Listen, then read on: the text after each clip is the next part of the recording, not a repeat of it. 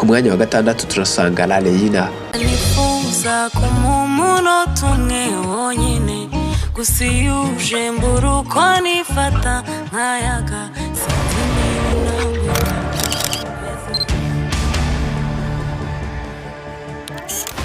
Umuhanzikazi w'imanzi Oda Martin wahisemo gukoresha izina rya Laleyina mu muziki aherutse gutangaza ko kwiga umuziki ku Nyundo byamufashije gukurikiza inzozi yahoranye zo gukora umuziki no kuwandika, byanatumye agira uruhare kuri imwe mu ndirimbo zigize alubumu ya Bronx Melody. Ni umwe mu bakobwa bafite impano zasamiwe hejuru nyuma y'uko ateguje indirimbo yise Nditinya.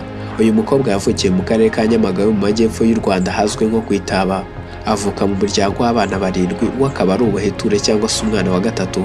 Laleyina asoje amashuri yisumbuye yashyize imbaraga mu kwiga umuziki, ari nabwo yafashe icyemezo cyo kujya mu ishuri rya muzika ku Nyundo.